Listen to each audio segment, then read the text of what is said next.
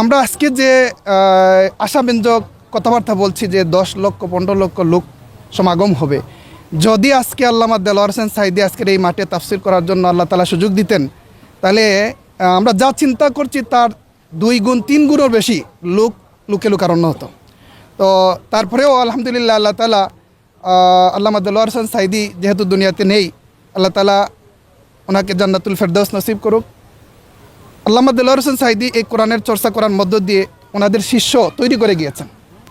আজকেও আমরা দেখতে পাচ্ছি বাংলাদেশে অসংখ্য মুফাসসিরে কোরআন তৈরি হয়েছেন, তার মধ্যে যুবকদের আইডল আল্লামা ডক্টর মিজানুর রহমান আজহারী সাহেব আলহামদুলিল্লাহ দীর্ঘ 5 বছর বাংলাদেশে কোরআনের কথা বলতে পারেননি। জালিম ফ্যাসিস্ট সরকার কোরআন থেকে দূরে রাখার জন্য, মুসলিম উম্মাহকে বিভক্ত করার জন্য, কোরআন থেকে দূরে রাখার জন্য তারা চেষ্টা করেছে, কিন্তু আল্লাহ রাব্বুল আলামিন বলছেন ও মাকারু মাকারাল্লাহ ওয়াল্লাহু খায়রুল মাকিরিন। বাতিলরা ষড়যন্ত্র করবে, কিন্তু আল্লাহ রাব্বুল আলামিন তাদের ষড়যন্ত্রের বিপরীতে যে কৌশল অবলম্বন করেন সেটা হচ্ছে সর্বশ্রেষ্ঠ।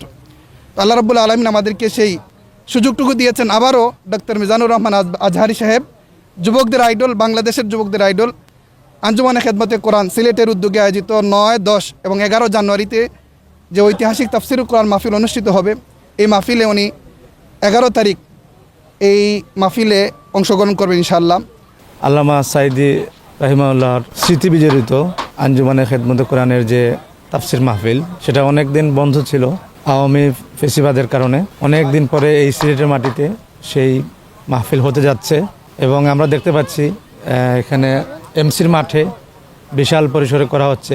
এখানে আসছেন বিশ্বনন্দিত মুফাসসিরে কোরআন হযরত মাওলানা মিজানুর রহমান আজহারী সহ আরও উলামায়ে কেরাম।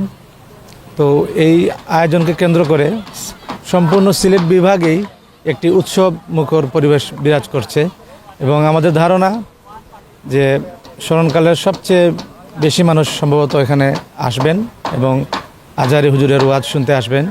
বর্তমানে টোটাল আমরা যতটুকু খবর নিয়েছি যে বা মানুষের যে একটা সমাগমের যে দিকটা রয়েছে, আলহামদুলিল্লাহ এটা এই অনেক মানুষ হবে সেটা আমরা বিশ্বাস করি। আর বিশেষ করে সিলেটের একটা এটা বড় ধরনের যে ঈদের মতো একটা আনন্দে মানে ওইটা সবার মনের মধ্যে একটা আনন্দ, যাতে যে আজহারী সাহেব ওই জায়গায় আসবেন, সিলেটের এই যে মাহফিলটা অনেক বড় হবে। তো আমরা সার্বিক ওইটা আল্লাহর কাছে দোয়া করি যাতে এই মাহফিলটা সুন্দরভাবে হয়। আর বিশেষ করে যে সাঈদী সাহেব যদি দুনিয়াতে থাকতেন তো আলহামদুলিল্লাহ সেটা তো আরও ভালো হতো। তারপরে আল্লাহর কাছে দোয়া করি যাতে এই মাহফিলটা আরও সুন্দরভাবে এই মাহফিল যেইভাবে সাঈদী সাহেবের সময় যেইভাবে মাহফিল সুন্দরভাবে হয়েছিল তার চেয়ে আরও সুন্দরভাবে এই মাহফিলটা হবে সে আশা আমরা রাখি।